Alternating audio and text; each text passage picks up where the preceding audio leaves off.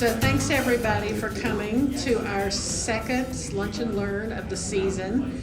I think this one is going to be really helpful for anybody who's either teaching now or going to be teaching down the road.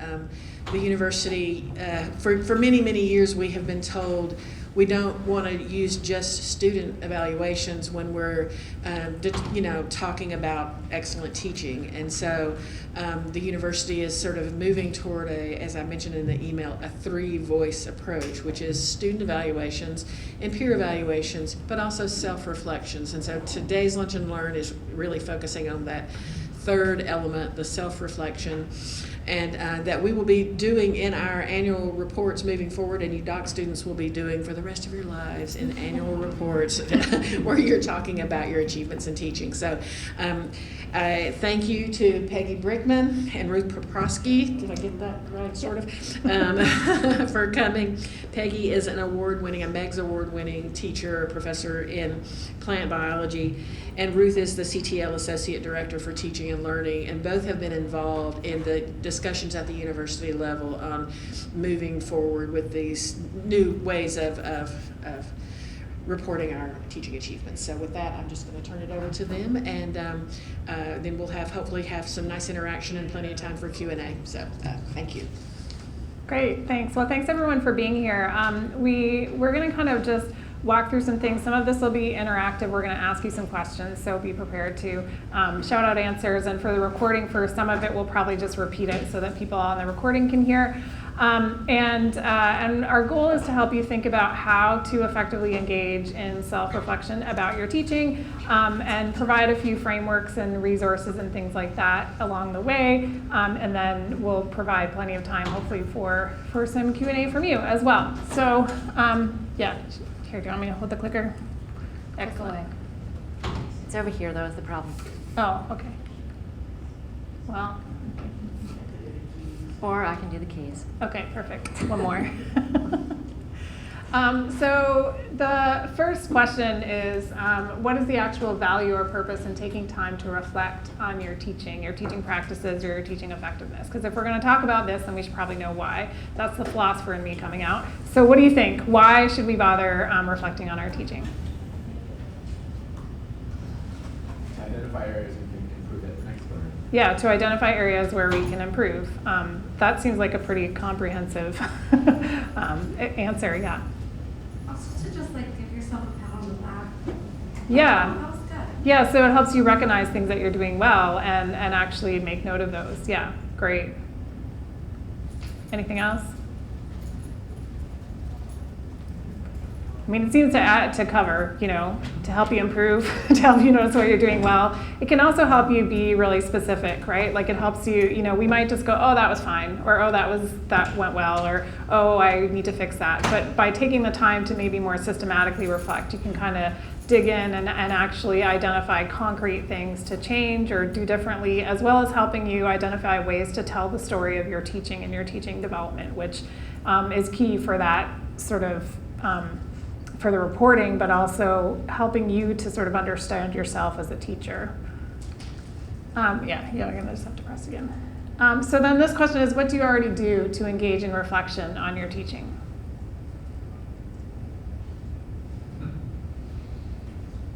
I usually take notes as I'm going, if something works or doesn't work. Yeah, take notes as you're going. I do that too. The only problem is when I come the next semester and I see it 5 minutes before class and I'm like, shoot, I was gonna change everything about that. But yeah, taking notes as you're going and just sort of jotting those notes down to help remind yourself is an excellent practice to just get yourself into other things that you do.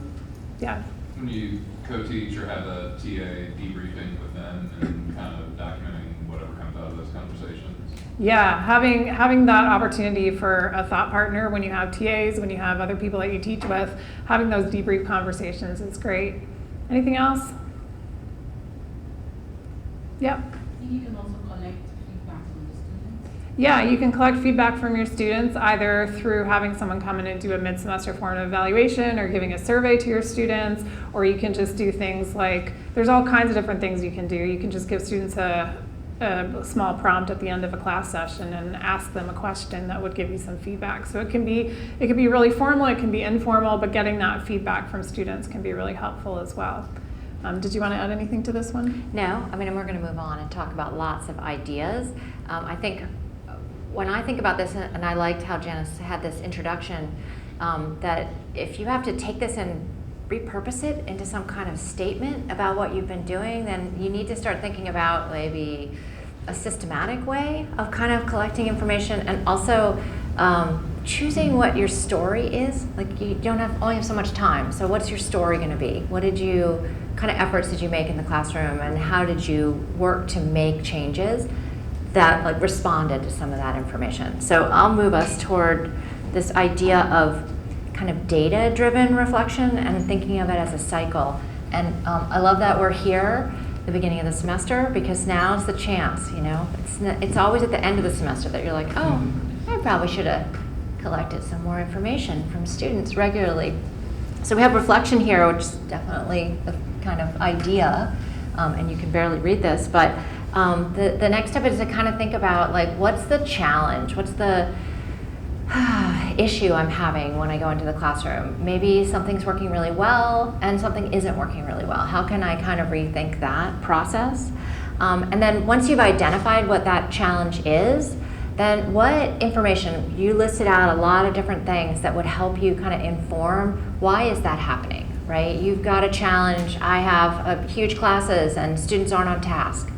And so I then think, okay, all right, why not? And what can I do? And to collect information that helps tell me like why they're not on task and some ideas that I might have. So after I've got the challenge and then the data, then once you've collected that data, you want to get a chance to look through it. Maybe it's some cards after class. Maybe it's a survey that you gave students. So you need to sort of think to yourself, when in the semester am I going to be able to like debrief and analyze this information so that I can construct a narrative that I could put in my annual promotion materials, right, or evaluation materials that could sort of tell whoever reading that, like, what did I work on and how did I sort of make some changes that meant something. So we wanted to give you a chance to think that through for yourself. So you've got this reflection cycle. First step is a challenge that you're having or some decision that you have to make in your class. And then what kind of data or collection of information you might have, and then how you might analyze it. So really we're thinking about the challenge and the data that you might collect. So we wanted to give you a chance to kind of brainstorm different types of data for yourself this semester that you might want to collect. So we'll give you like maybe a couple minutes to think. You can turn to the person next to you if you want to talk to them, or just like list out on a piece of paper some data that might help inform your own classroom. So I'd love it if people wanted to share some of the things that you mentioned, just because I think hearing them might be like, oh, I never thought of that. So would anyone like to share something that they heard that they thought was a really good kind of piece of information they might want to collect?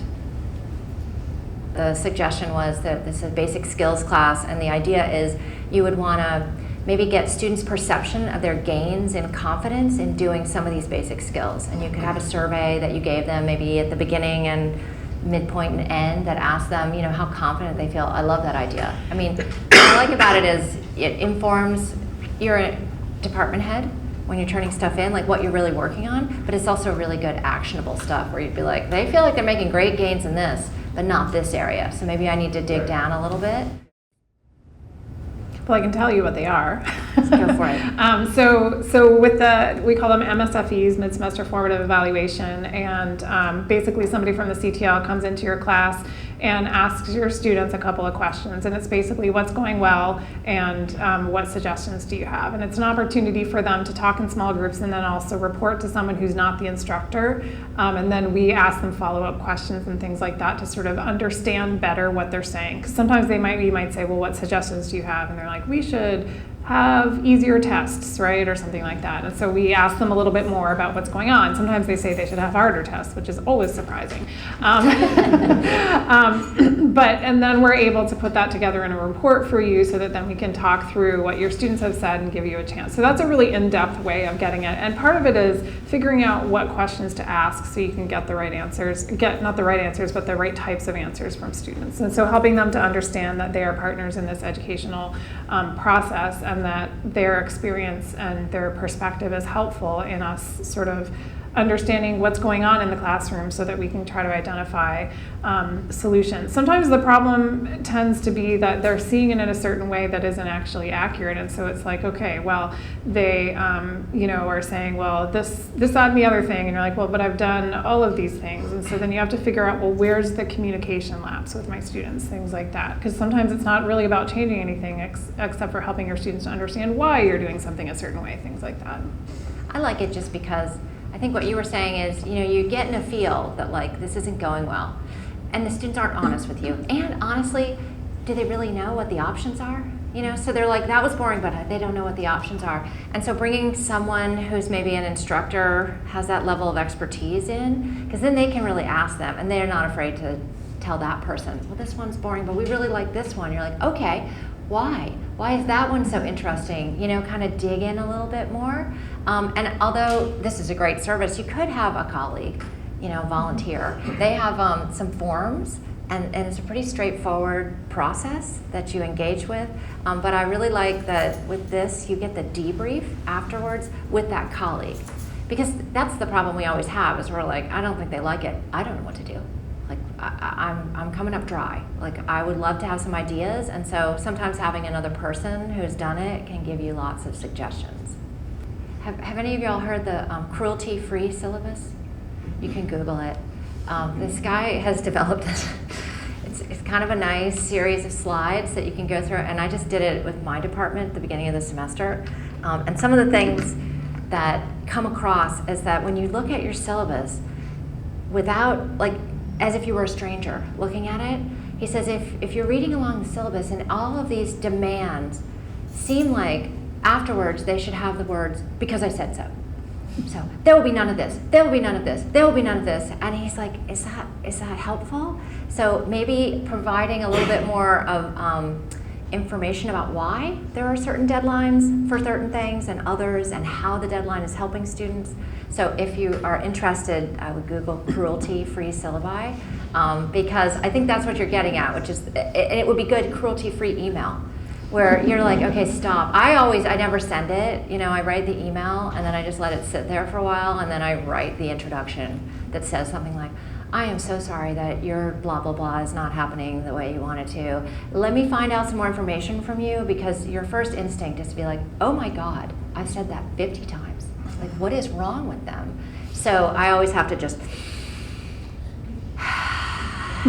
reset. But I love the idea of like finding out what the common questions are, and then I think it's interesting, in addition to this idea of the diary after class, it's like, why don't we look at that? Like some way that we compile it and sort of devote maybe an hour to kind of looking through, like, what are the common syllabi questions, and what are these emails that they're giving me?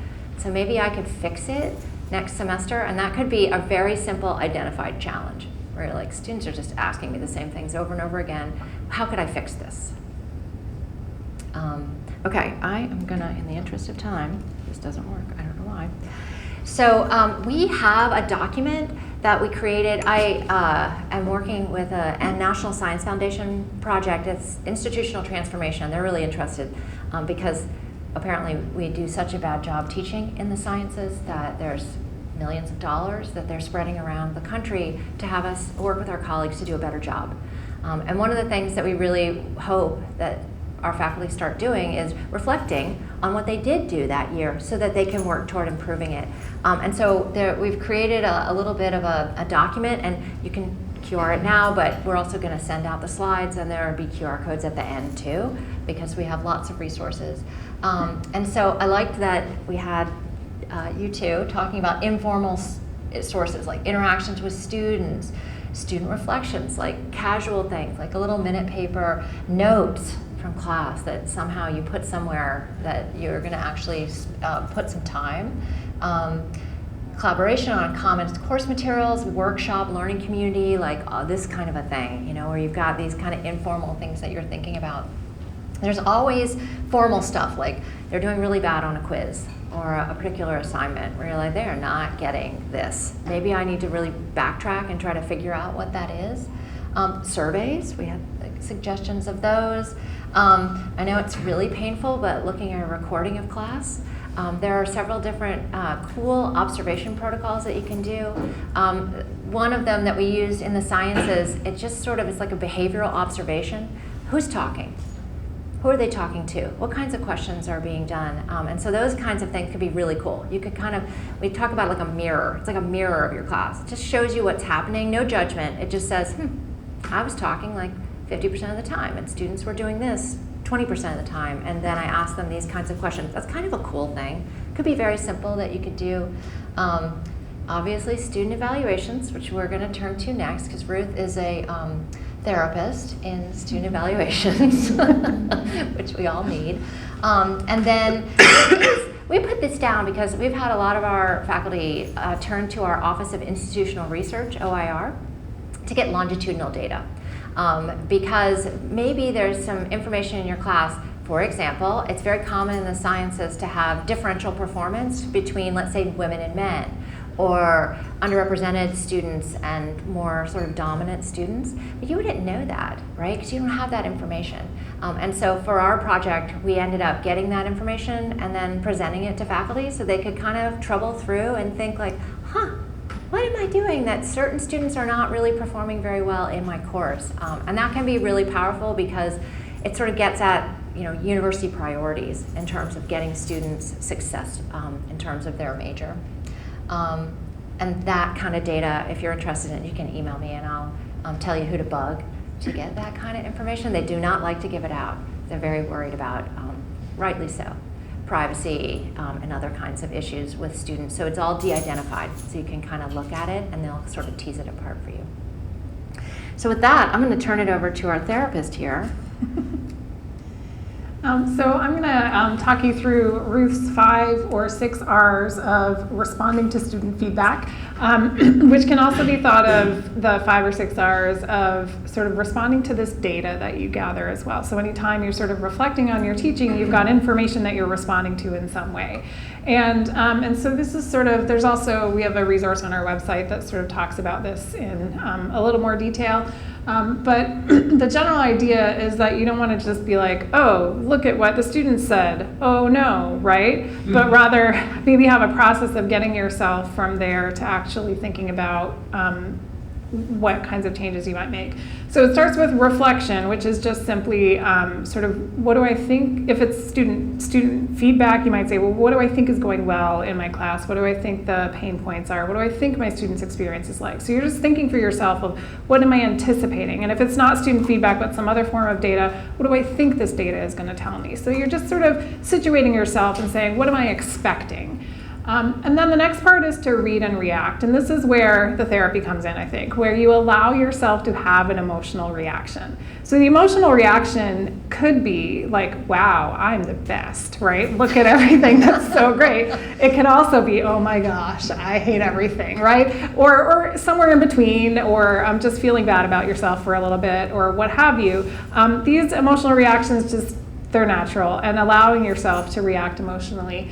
And then relaxing, giving yourself a little bit of space and time and saying, all right, so that happened. I've got this information. Let me put it aside for a minute, for a night, whatever it is, and then revisit it. So then you want to come back to it and you want to say, okay, now that I'm back at it, I've had my emotional reaction, whatever it was, let me actually take a systematic look at this. And so you want to look at the data, whatever it is, look for trends. What are the themes? What are the spaces where I'm seeing sort of common things? What are the things that I actually expected to see versus didn't? A lot of times with student feedback, they're not going to be talking about the things that you thought they would be talking about. One of the things that people often say is, well, I really want to ask my students about X. And oftentimes we caution people to say, maybe instead you should just ask them an open-ended question, because what's on students' minds is so often different than what's on your mind.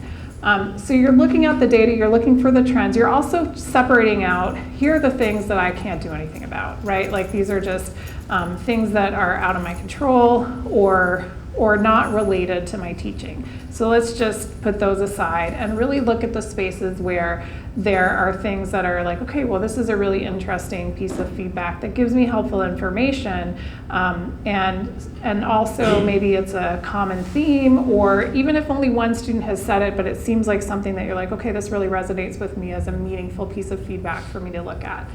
And then you want to take stock of that, and this is where I think the CTL can also really help, whether we've come into your class or not. If you have some feedback and you're sort of thinking, I'm not sure what to do with this, we can be thought partners with you on that to think about how to respond or how to interpret the data. I would also encourage you to talk to your colleagues as well and say, hey, this is the information that I sort of gathered. I'm kind of puzzling through what I might be able to do or how I might adjust and change things. And having those conversations with your colleagues who understand your context really well as well can be really helpful. It can be a little bit nerve-wracking at first, right? You might think, oh my gosh, well, I'm putting myself out there. But having those collegial conversations about teaching can really open you up to some new ways of thinking about it, new ideas. And then you want to respond. And when it's student feedback, you want to make sure that you're responding to your students, right? Closing that feedback loop. If it's during the semester, if it's an end of semester evaluation, then your response might be to actually like change materials that you've developed, change your approach, things like that. And so you want to actually close the loop that way, where you're figuring out where and how should I be responding and making changes. And it's like that sort of thing of like, I realized I made these notes, but I never made any changes, right? And so coming up with your plan for that response. So this is sort of just really a kind of way for you to approach the information and data when it comes to you. I also want to say Peggy did something really interesting in her department last year, was at the start of the spring semester, I think, and just as people were starting to get ready to put their annual evaluation materials together. And it was something I've wanted to do for years and could never quite figure out how, so I'm excited about this, where basically people, they had some comfort food, and people came by, dropped in with their student evaluation of teaching data, and then had the chance to talk with some of their colleagues like Peggy and sort of walk through this process. And then really identify what are some specific things I can pull out of this that are actionable and also help me tell my story. And it was very well received in the department, and it was something that a lot of people then were saying, well, let's do this again. And it's a way to actually make use of student evaluations of teaching in a way that uses it as a source of data rather than a source of angst, right? And a way to sort of frame and say, well, the student voice is one data point, one set of data that I can use and I can apply to my thinking about my teaching.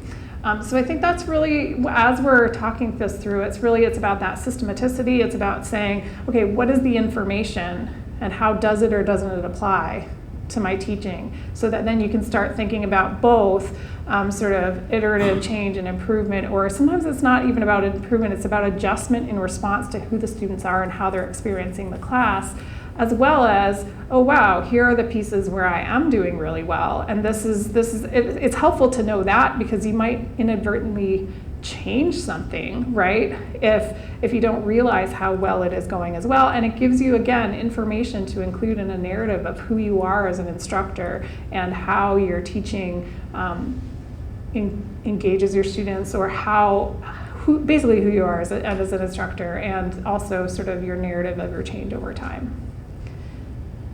Any questions about it? We just had bagels and coffee. And it was really interesting because when faculty came in, they were like, I hate reading these. And we're like, yes, you do. We all hate reading them. So we allowed ourselves to vocalize the frustration and the feelings that you get when you're reading it, and it seems so unfair, and they don't understand what I'm doing. And then we had some coffee and bagels, and then it was actually really interesting, because when you read someone else's, you're like, I don't see that being the problem. I think they're talking about this, and I think this might be valid, So you just had to kind of come up with it, and you're like, I think there's like 2 things you could change. The rest of this, like, it's a required course. Like they can say they don't want to take it, but who cares? So she's saying like things that you can act on, and other things that you're like, oh, I didn't think that was the issue. So it's really nice, especially if it's like the beginning of the semester. I mean, you never really want to read them, but December is a bad time. So you're like, let's just do it in January. Everyone's ready in January. Okay, so one of the things that we started working on, this is our Delta Evaluating Teaching. It's one of the big pushes that we've had as part of this NSF project. And we have been working with both instructors and also department heads, because department heads have a very different perspective on it. They're like, I want to know what they're doing. I want to know what my faculty are doing. I'm not satisfied with just listening to student evaluations. That doesn't tell me what they've been working on. So when you think about this idea of having you do a self-reflection, you have to realize that it's your opportunity to set the narrative of what you have been working on. And it adds another voice. We talk about these 3 voices, so that you get your chance to describe what you are working toward and what you think students are saying in their comments or in the kind of way that they're rating the course. So one of the things that our department heads asked for was, I don't like seeing everyone's self-reflection as so different. You know, if I've got to look through maybe 25 or 30 of these in January or February, I don't want to have to like dig through and find out where this information is. I would like to be presented to me as if it was, I mean, we're in journalism, like a magazine article. Short, concise, maybe it's got some pictures that can help me kind of get the big picture of what's going on. So hopefully this will be an easier sell for this group. So what we did was we just came up with a template document, and we actually filled it in with a sample person's information so that they could hand it to their faculty and say, this is kind of what I'm looking for. Now, this was done for like, you know, STEM departments, and so it may not relate or resonate with your department, but it's an option to look at. And so we have it's just a simple Word document, instructional accomplishments, and then we have these 3 voices, the student voice, which is usually what we're familiar with, but what you may not be familiar with is this idea of summarizing the qualitative comments. So once you've gone through Ruth's process, the therapy, and you've come up with some big themes, then you can present those to your department head. So they, I mean, for somebody who teaches a lot of students, you might have hundreds of comments. And so this is kind of what you're getting, and it's clear that you've looked at them and reflected and come up with some ideas. The other thing that we've tried to encourage faculty to do is not just have a one-shot snapshot of what they're doing, but something that shows change over time. So one of the things that we recommended was, why don't you take the numbers from the different questions that they ask and show how the numbers might have changed for a particular aspect of your teaching. So a lot of times, you know, there's whatever 8 to 11, it could be more questions on a student evaluation. You see that whole book of numbers and you're like, this means nothing to me. But when I start to see it as like, oh, look, over these 3 different semesters, there's really been a change in instructor clearly defined the course objectives and explanations. So that then becomes your narrative of like, for example, I looked at all these emails and it was clear that students were really confused about certain things. And so I really made an effort over the semesters to try to improve that. And then you can start to see and document how effective you've been at addressing those particular challenges. Now, your department head is still going to have access to all of your student evaluation data, but this is your chance to set the narrative and the story that describes what you've been working on. So we have, this is for our student voice, and then as you go through in this document, we have QR code to it so you can see it. We also have a space for the peer, like maybe you've had a peer come in, or maybe you just talked to somebody informally in your department, but you came up with some great ideas that you'd like to try in your class. It's a way for you to document that you've been working to kind of align the curriculum maybe, or someone else who teaches the course to share materials. This is really important. And then also, this whole thing is your self-voice, but at the end, you could sort of talk about your plans for the upcoming year, what courses you're interested in developing or changing, and why. So that they have, in a single kind of 2-page format, a great summary from you that describes what you've been working on. So that's what they asked for. So we wanted to give you about 10 minutes to kind of, now that you've heard a lot of stuff from us, options. We have time for this, so. I have no idea. It's 1:09, so we have 20 minutes. But we also need Q&A time. Yes, we do. So 10 minutes, I think, should be okay.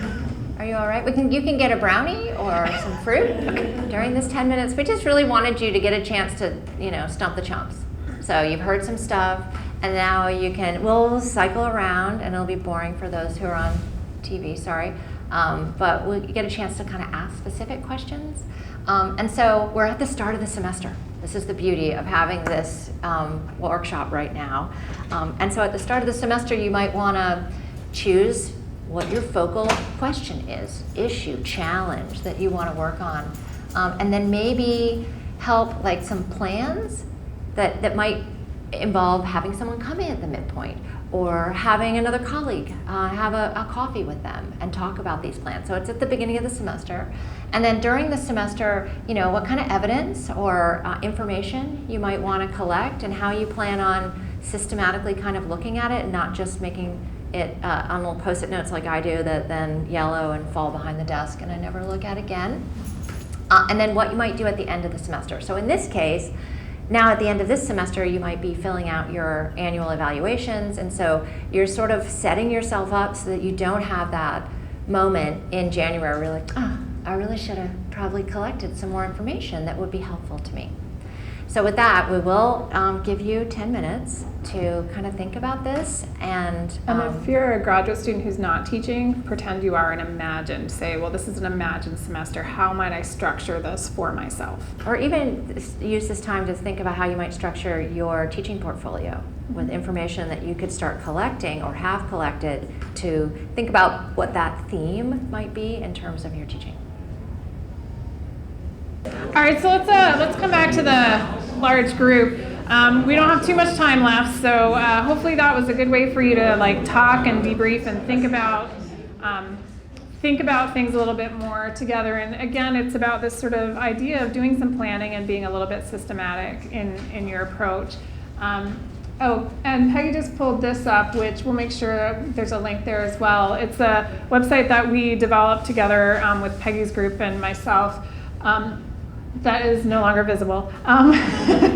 That we created as a way to help departments figure out how to engage in the three voices and how to develop things within their departments around the three voices. And so there's a page for the self, the peer, and the student voice, and really helping you to think it through. On that instructor self-perspective page, you'll find the faculty self-reflection guide, which is part of the sort of the cycle that Peggy showed earlier. And there's a number of different things that are put together in there as a resource to help, and all the pages are sort of put together to help you think through. Some of it is for you as an individual, and some of it is for a department to help you think through sort of how do we do this in a way that's going to be useful to us in our context. Yeah, so we've got things like a quick start guide, got some suggestions and things like that. The other thing that I wanted to make you aware of is that I know there were some discussions about now that we have this three voice idea, there are many departments that are like, well, we've never done this before. And so the impetus for making the webpage was to provide resources to faculty as well. But because we've been working on this with our STEM departments, Terry is in the back of the room, has been helping us come up with a series of workshops that your department could request. So if you wanted to kind of go through the same process, for example, student evaluation. So fair use of student experience surveys in departments might be a great idea. Making sense of student experience surveys. Instructor self-reflection, like developing a departmental resource or writing and using self-reflection. What you'll notice is, just she's genius, she thought, well, there's kind of two audiences here. There's the department as a whole, kind of coming up with what procedures they might be hoping to see, and to make sure that those are really fair, and that the department and all the faculty in it have kind of agreed that these are what they would like to use. And then there's also your individual person. Like you as an instructor would like to be able to know and see more resources like we did today. So these are sort of the kinds of workshops for both student and instructor self-reflections. And then really we've been doing a lot of work with setting up the peer system. I've done surveys nationwide, and that is the one thing that faculty wish they had more of. Because what they realize is that their peers are the experts, and that they would love to have more opportunities to have those kind of one-on-one conversations and really look in depth at their course materials. And so if this is something that you think your department might be interested in, we have 2 workshops there. One is sort of setting up the procedures in your department, like what would be fair, who should be allowed to get a peer evaluation, who should be an observer, what kind of form should you use. All of these are questions that a department as a whole really need to grapple with so that faculty feel like they're being represented fairly and they're actually getting this process in a way that's helpful to them rather than punitive. And then we also do a series where you can go through the process of actually conducting your first peer evaluation. And we use a model where there's like a pre-discussion, an observation, and then a post-discussion so that you get a lot of reflection in that process. You reflect beforehand about what you think is going to happen in the classroom. The peer will observe you in that classroom, and then you'll get to have that reflection with a colleague at the end to help you kind of make sense and maybe plan for what you might want to do to address some of the things that you were feeling like were challenges in the class. So with that, we have tons of these resources. Like I said, we'll share the PowerPoint so you don't have to worry about it now, but we have the description of some of the resources that are there, and we will open it up. We've got 6 minutes for questions.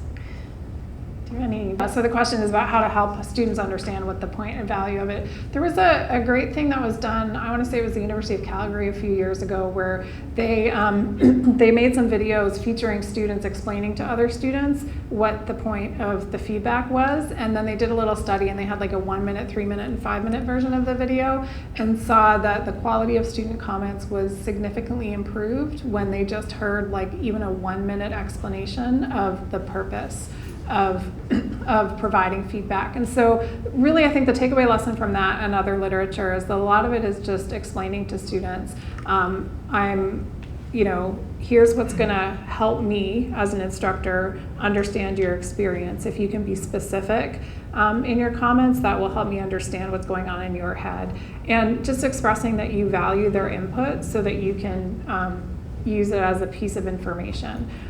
You can do it in whatever way is sort of comfortable and natural to you. I often just tell my students it's been a while since I've been sitting in your seat, and so that's sort of that, this is why this is important to me, that's the first piece, and then here's how to construct feedback that will actually be useful to me. So being specific and sort of helping me to understand the motivation of your experience, that kind of thing. So even taking a minute or 2 minutes before students are engaging in some sort of feedback and explaining it to them is really the most straightforward way. And I will echo that, and actually we wrote scripts that we sent to our whole departments, and they could be put on a slide with a QR code. They could be said aloud. They could also be sent out in an email. And they were very clear about, like Ruth is saying, kind of what the purpose is, what you're hoping to gain from it, why we're looking for this information, and how it's used to improve the course. So I'm happy to share those too. It really helped because faculty were like, oh, okay. If somebody just does it, then it's so much easier. So so the question, so the question just for the video's purposes, what do you do with the data when you've got these outliers that is skewing your data or what have you? Yeah, and I will offer Ruth's guide, which is really helpful for the qualitative comments. It's sort of like she has a whole step in there that's like, all right, which ones are actionable and which ones are just, comments that you really can't do anything with. In terms of the numbers, I think we have some resources that are on the website about for department heads about how to look at the numerical scores, because a lot of us maybe who aren't mathematically inclined just think a number's a number, and we create averages and standard deviations for these things, and it's not really appropriate. And that's why in our images we have sort of range and distribution, so that you can see sort of where's the mode, like what's the most common comment. That's way more appropriate, but it is super common for us to just say, oh, well. In fact, when we get our student evaluation comments from, for example, Franklin College, they literally just send it to us as, this is the mean number that you had and here's your standard deviation. And so we're like, this is problematic. This is very problematic. And so we are, and that's part of the student evaluation workshops that we're doing, is to help your department head know kind of what are best practices for looking at the quantitative side. And then I think Ruth does a really great job with how do you deal with the qualitative comments. Because if there's kind of these outliers, it's like, what am I going to do with that? I think you also have to think about like thinking about your students' experience in the class isn't quite the same. It's very similar to, but not quite the same as sort of a human subjects research sort of thing where you're saying, or kind of this survey and then I'll get rid of this data. I think it is worth saying, this is interesting that I have these outliers, whether it be at both ends or one end, to say, I wonder what the you can at least ask yourself, I wonder what the difference is for the students who are at one end or the other. And oftentimes, focusing your attention on where the bulk of students have landed is going to be the most helpful. But for instance, suppose you have, a handful of students who are just having a really bad reaction to the class. Stopping and sort of having your emotional reaction, all of that, and then saying, okay, I wonder what's going on for these students and how might I think about this end. And similarly, if there's students who are so excited about it, and particularly if you're able to connect their comments to their numbers, that can also help you do a little bit of mixed methods kind of analysis and thinking about sort of what's the connection here with who these students are. And so, yeah, you don't want to just be like, well, let's do our standard deviation and just say, here's where it is. You also don't want to completely ignore them. And so I think there's a little bit of allowing yourself to just kind of take some time to ask some questions about what's going on with those students, which is less of a formula, which would be a lot easier if I could just say, here's your formula, and here's how to deal with them. I think we've hit our time, so I'm happy to stick around. You also can feel free to reach out to us via email, and we're happy to chat more about any of this. So thanks so much for having us here. Really appreciate it. Yeah, thank you.